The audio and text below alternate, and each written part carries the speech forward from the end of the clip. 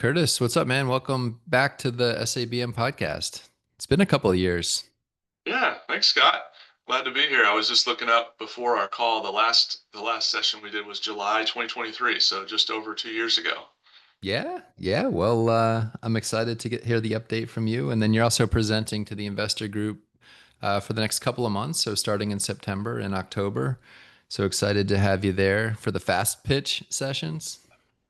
Yeah, we go through a long periods of troughs of no activity, and then it seems to all like when it rains, it pours, right? So we acquiring a deal on average about every 9 to 10 months, and now we've got one under contract and one under LOI, and we just hired an analyst, and our company continues to grow now in two states. The last time we talked, we were only in Georgia. Now we're in Georgia and Texas, so lots of growth and lots to talk about today.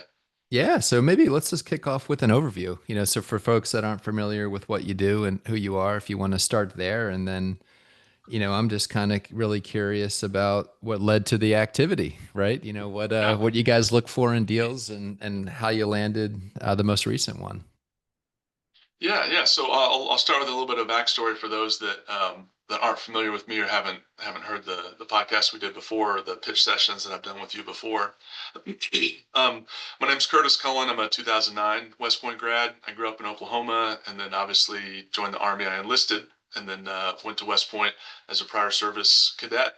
And I did infantry branch and then aviation branch, and separated in 2018. So when I left the Army, I knew I wanted to be in commercial real estate, and I went to work for a real estate data company in Irvine called CoreLogic. Now they've rebranded to Cotality, but they really are involved in the mortgage underwriting process for residential properties. So I learned a lot about the ecosystem there.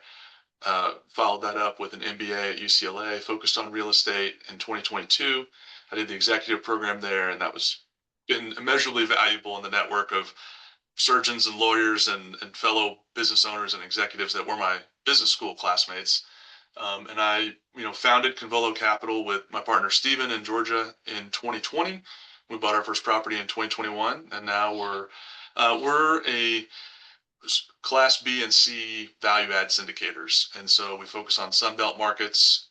Right now, we're in Georgia and Texas, but we're always looking in Tennessee, North Carolina, and some of the southeastern states as well. And our average units deal size is a 50 unit. We have several 40 unit properties and a 64 unit property. And, we focus on bringing institutional, professional, quality asset management and deal management to the small multifamily space that typically is bigger than a mom and pop can acquire, but smaller than your big shops and big professional institutional players want to play in. And we professionalize that and bring value to our investors that way. All right. Well, great to have you back on. And so what led to what do you have active now? So it's been a few months, right? Every 9 or 10 months you stumble upon a good one, right? And so Yeah. what yeah, what were you looking for, and I guess what did you like in the opportunity or opportunities that you have you're working on now? Yes, our buy box is, small multifamily, 10 to 100 units in these Sunbelt markets. And we will not acquire a property if we can't deliver like a 14% IRR floor to our investors. And we obviously want to underpromise and overdeliver. So if we can't model to that, 1.8x over 5 years, we want it to be 2.0, but our floor is 1.8x and a 14% IRR on a 5 year pro forma. And over the past few years, the macro environment's gotten harder as the cost of debt, the cost of capital has gone up. And so it's been harder. Like our underwriting has changed as rent and revenue is relatively flat and expenses rose or continue to rise well beyond the revenue growth. And that's kind of what's led to the every 10 months pace. But our acquisitions gap partner in Texas, his name's Jeremy, and our acquisitions partner in Georgia, his name is Steven. Those guys are always talking to brokers. They're always touring deals. They're always underwriting deals. And deal flow's picked up this year. We actually hired an underwriting analyst Hmm. to review more deals and make more offers. That's what led to the two deals that we have, under contract and under LOI right now. Um, Nice. but it's been hard, and that's we all want growth, but we're not going to grow at the expense of false or undeliverable underwriting assumptions. And so last year we did a loan assumption deal that was in February of 24, and it oversubscribed quickly. It's overperforming. It's an all-star. We're about to kick back 10% of additional capital contributed. And then we acquired a 64 unit in Texas in September. And I would say we're still in the trenches with that one in terms of value add. We've done a lot of deferred maintenance and we've addressed a lot of lender required repairs. And we're still in the knife fight with that one, but we kind of love that, being scrappy and getting in and uncovering cost savings and revenue drivers that others would overlook. And you have to ask a lot of questions and you have to dive deep. It's definitely a lot more asset management activity than I thought about when I first entered this space. I thought, well, I'm going to look at some spreadsheets and have some meetings and call updates and stuff. And now I'm like researching, pool coping and tiling techniques and like, how do we do this efficiently? And that's going to last. I'm not going to have to repair it in 2025 and then repair it again in 2028. So learning more and more tacit industry knowledge as we grow here, but it's been exciting, and especially in light of other in our industry. Some people have left the industry as fundraising has gotten harder, deals have gotten harder, or few and far between. Transaction volumes have decreased. So we've been sailing into the wind a little bit, but slow and steady growth has come from my partner's consistent pulse on their markets, and now deals are starting to loosen up and transact. Nice. Well, tell me about the two deals that you guys have found that you're moving forward with, and where are they, and what do they look like, and where do you see the opportunity? Yeah, so I'll start with a property in Georgia. It's a 28 unit in Forsyth County, which is north of Atlanta and kind of one of the affluent areas there. This is the third property that we bought from this seller, Hmm. and his thesis is he wants to keep a small office of like a dozen people and keep tight control. There's only one level between him and the property manager, so he has like some VPs or director level folks, but he wants to keep his company tight, and he's the sole proprietor or the president of that investment company, but he wants to scale up over time. So as he's sold his, we bought a 10 unit from him, we bought a 44 unit from him, and now this one's a 28 unit from him. What we really love about this seller is his screening criteria is so good. When we take, he has some properties that have not had delinquency or bad debt write-offs in years, because he will let a unit sit vacant for a long time until he gets a highly qualified prospect or tenant applicant. And so we know that when we acquire a property from him, we're going to get a great tenant base, and we're going to get very little deferred maintenance. He takes very good care of his properties. So he's doing a 1031 exchange, selling this 28 unit to buy an 88 unit. So he's just moving, upscaling his portfolio. But the value in his deals that he sells to us is there's a big loss to lease, and there's long turn times as his screening criteria is so high. So there's some management efficiencies there. We're not going to buy this property and have to replace a bunch of boards and railings and banisters and roofs and all that stuff. The systems are good and the tenants are good. It's just going to be a management play and marketing and messaging, which is a light value add, but still value for us and for our investors. So. Okay. All right. Good. And then where's the other one? So the one's in the Dallas Fort Worth area in Okay. Texas. Okay. That'll be our second deal in Texas. It's a 36 unit, and that seller only owns one asset. He's in his late 70s and he's owned this asset since 1995.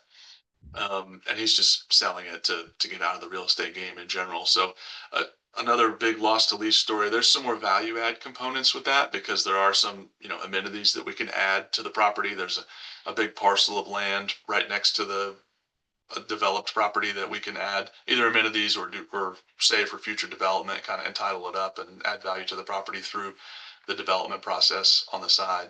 But it's not under contract yet, so I don't have too many details on it. We're still negotiating. We have a LOI, we have a price point. We've done some early access walking of the properties and the units, the vacant units. We haven't walked all the units yet because we're not under contract yet. But Okay. it's exciting to have two deals at once. That's a first for Convolo, and so we're having to, amongst our four partners, divide and conquer a little bit there. So that's exciting too. Yeah. And what's the total like capital raise between those two? How busy are you going to be over the next, few months, talking with Yeah, investors and all of that? These are smaller raises. Okay. 1.6 million in equity for a $4.75 million purchase in Georgia, and a 2.2 million equity raise for the $5.4 million purchase in Texas. So two raises, both in 1.6 and 2.2 million. So we'll be raising about 4 million over the latter half of 2025 here. Yeah, man. That's just a walk in the park for you, right? So It's what gotten easier. And I'll say fundraising actually is so big of a topic that I'm actually leading a breakout session on it at the conference in Nashville in 2 weeks from now. So West Point has this entrepreneurs affinity group led by their alumni association and some grads there. And I'm going to have a whole breakout session to talk about capital raising and that process. But I would say, to any of the listeners out there, start sooner than you think. You got to tell people what you're doing. You got to get your brand out there. They have to know you as a real estate operator and as a fundraiser, because they may know you as a graduate, a service academy graduate, or maybe a veteran or a classmate at your grad school or whatever, nephew, cousin, uncle, whatever your relationship to them is. But if they don't know you as a guy that's operating and raising for real estate deals, then in their mind, you know, they're not going to be investors of yours immediately right away. So you have to start soon and keep at it over time. And it gets easier, right? We're on, deal 7 and deal 8 right now for Convolo. So um, it's definitely gotten easier and as our processes have evolved. So Yeah. And what have been the biggest lessons learned over the years? So, if you think back to deal one and deal two, how were they different than deal seven and deal eight? And maybe even just since like the last podcast too, right? Like the last couple of years. I'm just kind of curious, how maybe your buy zone has gotten smaller, or maybe it's like yeah. it sounds like you've added some team members, or just like what have been some of the biggest lessons learned that maybe you could share with others, of like, hey, we're on deal 7 and 8 now. And, over the years, this is how our business has evolved.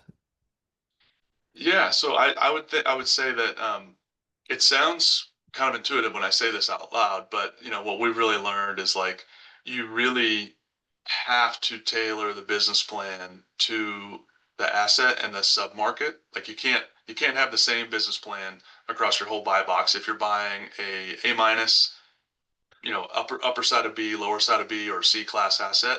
I'm convinced, we did buy a couple of C properties when we were first starting out, and I would say if we're going to do that again, we're not likely to, but if we're going to do that again, it has to be a quick value add business plan. So you have to get Okay. in, turn over the property, renovate everything quickly, start swinging hammers and doing projects day one, have short-term debt, short-term business plan, reposition it, and then move on. Because if you use the management class B business plan on a C asset, you're going to be fighting the bad debt, the vacancy, the tenant issues. The tenants are harder on the units. Like it's just harder to manage a C asset than a B asset. So you can't have the same business plan for both. And so our best performing assets have been these, B plus management style light value add projects, because they're so consistent on the cash flow side. They don't require a lot of intensive management. They don't require huge capital improvement projects.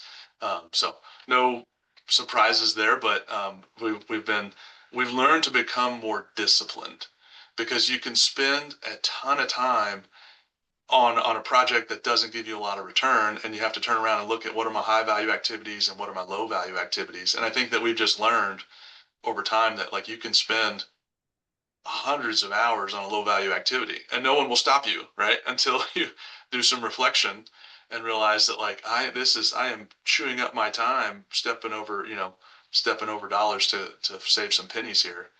So it's been some of the lessons learned that way is where do we focus our time and what's the best deal and business plan for our group, because we have strengths and weaknesses just like any other GP operators out there. Like, so there's deals that match our management style and match our team strengths, and there are deals that don't. And that is not in a spreadsheet anywhere. That's in your intuition. It's in your gut and your instinct, your conversations with sellers and brokers and your business partners, and like, is this going to be a good deal for Convolo? Might not be a good deal for everyone, but maybe it's the right deal for us. So I would say years ago my go-to lesson learned was find value and uncover value that others have overlooked. And now my approach is find the value that's overlooked and right for us and our team, Okay. where we can add value versus other teams or other groups, other buyers can't. All right. Well, that sounds like yeah, a lot that you've learned over the course of yeah, your experience so far, and I'm glad you made it to deal 7 and 8. So some people, Yeah, some people don't make it there, right? So yeah, that says a lot about you guys and your ability to adapt and pivot and so congratulations. yeah. Now, I would say one other that I didn't mention but just thought of is asking a lot of questions. I mean, I have learned more over the years about water mitigation, containment, civil engineering, runoff, erosion control, what are the different techniques and processes that you can do to get water away from your structures and prevent issues, um, termite bonds, warranties, how do they work? I mean, there's just this tacit knowledge that you pick up where you get better and better. I remember our first couple properties that we walked and my inspection checklist, I was like HVACs, plumbing, roof system, the major systems of a property. And now my list is, instead of 20 things, it's 120 things because like code issues with the fire extinguishers and do we have carbon monoxide detectors and like things that you learn as it's brought up or as it becomes an issue. Um, is an HVAC coil in a closet or is it in an attic? Because if it's in an attic, right, the drip lines can clog and then you can have water damage from a condensation pan overflowing. Do you have sensors on the condensation pan? I could go on and on, but it's a little too detailed. But the the diligence checks on a purchase, they turn into how much you're budgeting and how much preventative maintenance you're doing and yeah, we do a lot of preventative maintenance to try, and we've been successful at this, like doing a lot of preventative maintenance to prevent the big repair jobs if you ignore it. So Yeah, I'm thinking about this kind of from a passive investor perspective, not wanting to do all of that work. yeah, Like, hey, let's let Curtis and the team do it, right? And but what should like LPs look for, limited partners, like in an operator, so if you're on the outside looking in or you're looking to invest in somebody else's deal, like what, from their perspective, what should be on their due diligence checklist? Would you say? yeah. I mean, just thinking in the past couple of years as interest rates rose fastest pace in history, a lot of deals had capital calls or yeah, they stopped distributing, paused distributions and whatnot. And so like I think every LP is asking more questions now than they were a few years ago, and that's rightfully so. The market was probably too frothy at the time of people putting money into deals without verifying. It's the property. Do you believe in the property? Do you believe in the submarket? Do you believe in the operator? Right. And so the questions about the operator. The obvious one is track record. How long have you been doing this? How good are you at it? Show me projects you've done in the past. But it's also are they just leadership evaluation 101, which all service academy graduates should kind of get, but it's helpful to restate it here in this context of like, are they humble enough to ask questions? Are they always learning lessons? Are they seeking new partnerships and new opportunities to learn and grow? Or do they think that they got it? Like the type of business partner that we like to partner with, as we're a relatively young group, we've been in business for 5 years, but we want senior folks who have been, our contractors and our property management partners have been doing this for 15, 20 plus years, but they're still eager and able to learn, right? And so that humility component, I think, is what I look for in partners that I work with, and what I hope that LPs value from our group is we're always turning over new rocks and learning new lessons and ways that do come through to the NOI line, right? And below the line expenses and your management overhead, and are they asking questions constantly and looking for that? So as an LP, um, yeah, you have to ask some diligence questions about, you know, what are your revenue drivers? What are your cost savings drivers? What have been the latest ones you've learned, and what are you learning? What are you looking at next to continue to push the business forward? Um, so that would be what I'm looking for as an LP in other GP deals. Yeah. Well, thank you for sharing that. I think that's yeah, super helpful to get that kind of your perspective, on what you would look for, the questions that you would ask if you were investing in a deal as an LP. What about some longer term goals? So I know you got these two deals you're working to get to the finish line. Uh, if you zoomed out or looked over the horizon, 3, 4, 5 years from now, where do you want to be? Yeah. We just we try to do a strategy session once a quarter. It turns into maybe twice a year. What's the long term vision, 5 year, 10 year roadmap for our group? And the next biggest rock on our roadmap is vertical integration. So right now we third party manage. With our scale, we have a couple hundred units. With these two acquisitions, we'll be close to 300.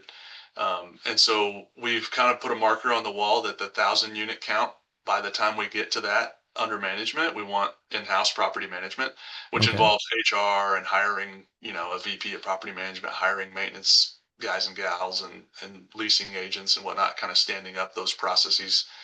Because we know that as we move up in the institutional capital bucket, that's an expectation of that part of the industry. So I would say vertical integration is on the horizon, and then another state is on the horizon. So we're in Georgia and Texas, and we have and so probably Tennessee or North or South Carolina. So another southern state where we believe in the job growth, we believe in the local economy, and we believe in people are moving to that area enough. And so there's been enough press on Tennessee specifically where corporate headquarters will move from California to Dallas. That's obviously all over the news all the time.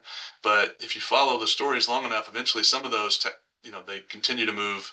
I think it was Oracle moved, to DFW, but then they moved a satellite office to Nashville as well. So I think Tennessee may be overlooked in the national conversation right now with job growth drivers, but that's where we're looking next. So All right.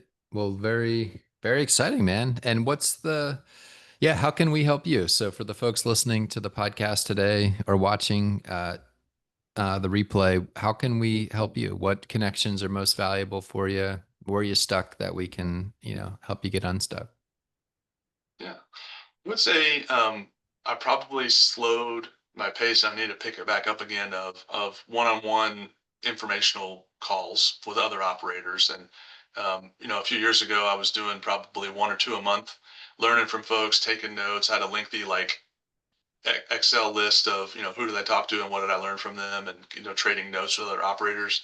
And as I've moved from more junior in the space to more senior or experienced, I should say, I wouldn't call myself senior yet, but gained some experience, I kind of let those drop off a little bit. So I would say if you're listening to this and you kind of like the vibe and the gist of Convolo or me or what I'm doing in the space, like email me, text me, call me, reach out, and let's have a phone call and trade some notes. And maybe there'll be an opportunity to partner together. Maybe we'll just learn from each other, or just know a guy like.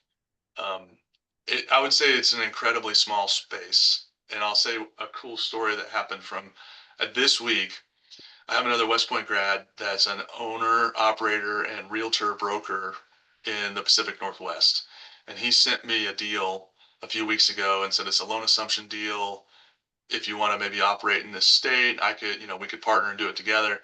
And we talked about it, kind of ideated the deal, underwrote it, didn't end up making an offer on it. But I'm at dinner at my friend's house this week in South Orange County. He's a loan broker and he's working the debt for that deal. He said, yeah, I'm working, a 31 unit in Tacoma, Washington. And I was like, no way. That's the same. Wow.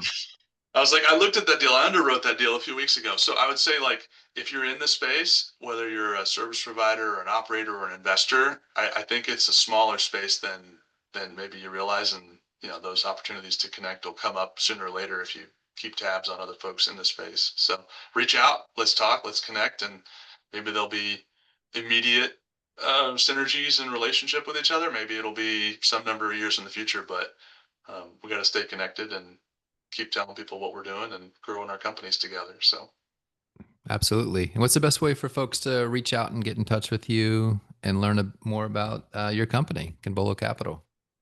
Yeah, I mean, we have a website, convolocapital.com. My email is curtis@convolocapital.com. That's CONVOLO, capital.com. And, we can post my contact information when you post the podcast. But call or text, it's 2025. Most people are texting now versus calling and whatnot. But anytime, reach out with an email or, hey, I'd like to know more about this industry, this state you operate in, this business that you do, or hey, this is what I'm doing. What do you think? Give me your perspective on it, and I'd love to connect that way. So I would say website, LinkedIn, DM, or text or phone call. Like, I'm open and available. So as an entrepreneur, I get to control my work schedule, so I can make time for any fellow veteran that's in this space. So Awesome. We'll link to your website and LinkedIn profile in the show notes so people can reach out there and connect with you.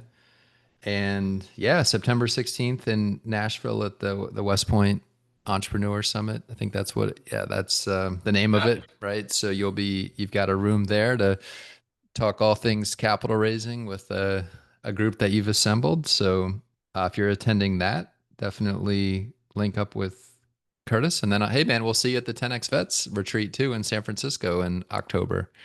So, It's gonna be my first one in attendance. Most of your events are on the East Coast, and I'm on the West Coast, so I haven't been able to make one out. And then I told you a few months ago. I said, if you ever do anything on the West Coast, let me know. And then you were like, well, actually, we'll be there in 3 or 4 months. So I'm really excited to actually attend one of your 10X events in person and get to know. yeah. I think we first met in DC a year ago, and you had some of the 10X folks there. But this will be the first one where I'm officially an attendee at a 10X event, and I'm looking forward to it. So Yeah, man. We'll look forward to seeing you there, man. And here's to an awesome finish to 2025. yeah, thanks Scott for what you do and sharing my voice with your network. Appreciate you.